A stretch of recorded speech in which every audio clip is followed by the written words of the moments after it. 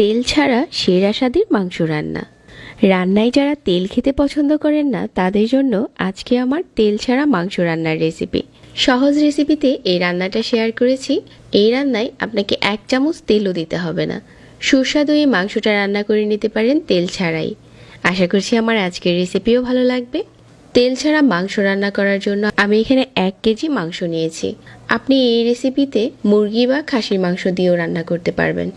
তারপর এখানে স্বাদ মতো লবণ দিয়ে দিচ্ছি, আর দিয়ে দিচ্ছি হাফ চা চামচ হলুদের গুঁড়া, 1 টেবিল চামচ দিয়ে দিচ্ছি লাল মরিচের গুঁড়া, 1 চা চামচ দিয়ে দিচ্ছি ধনিয়ার গুঁড়া, আর 1 চা চামচ ভাজা জিরার গুঁড়া। কিছু আস্ত গরম মশলা দিয়ে দিচ্ছি। তারপর দিয়ে দিলাম কিছু তেজপাতা। পেঁয়াজ কুচি দিয়ে দিচ্ছি 2টার মতো। 1 টেবিল চামচ দিয়ে দিচ্ছি আদা বাটা, আর 1 টেবিল চামচ রসুন বাটা। এখন এই সব কিছু ভালো করে মিশিয়ে নিচ্ছি মশলার সাথে। মাংসটা হাতেই মাখাতে চেষ্টা করবেন, তাহলে সবগুলো মাংসের মাঝে মশলাটা ভালো করে ঢুকে যাবে। হাত দিয়ে মাংসটাকে এভাবে করে মাখিয়ে নিচ্ছি। আর এখানে আমি এখন দিয়ে দেব হাফ কাপ পানি। হাফ কাপ পানিটা দিয়ে মাংসটা ভালো করে মাখিয়ে নিচ্ছি। মাংসটা যখন এভাবে করে হাতে মাখানো হয়ে যাবে, তারপর আমরা এই মাংসটা নিয়ে চুলায় বসিয়ে দেব। আমি এখানে 1 টেবিল চামচ মরিচের গুঁড়া দিয়েছি, তবে কেউ যদি ঝাল কম খেতে পছন্দ করেন মরিচের গুঁড়াটা আর একটু কমিয়ে দিতে পারেন। মাংসটা মাখানো হয়ে গেছে, তারপর এখন চুলায় বসিয়ে দিচ্ছি।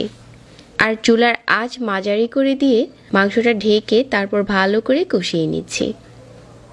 আমি এখানে হাফ কাপের মতো পানি দিয়েছি, আর মাংস থেকে অনেকটা পানি উঠেছে।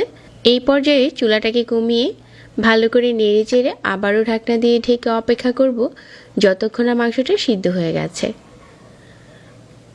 আর এভাবে করে মাঝে মাঝে 2-1 বার নেড়ে দিতে হবে।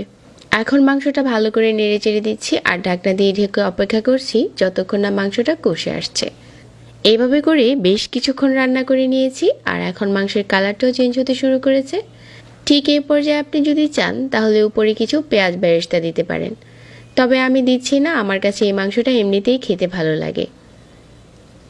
আর সম্পূর্ণ তেল ছাড়াই আপনি চাইলে এরকম সুস্বাদু একটা মাংস রান্না করে নিতে পারেন। কেউ খেয়ে বুঝতেই পারবে না যে এই রান্নায় কোনো তেল ব্যবহার করা হয়নি। সহজ রেসিপিতে আজকের এই মাংস রান্না শেয়ার করলাম। আশা করছি রেসিপি ভালো লেগেছে। রেসিপি ভালো লাগলে পেজে লাইক আর চ্যানেল সাবস্ক্রাইব করে রাখতে পারেন এরকম আরও নতুন রেসিপির জন্য। সবাইকে ধন্যবাদ জানিয়ে আজকে এখানেই বিদায় নিচ্ছি। আল্লাহ হাফিজ।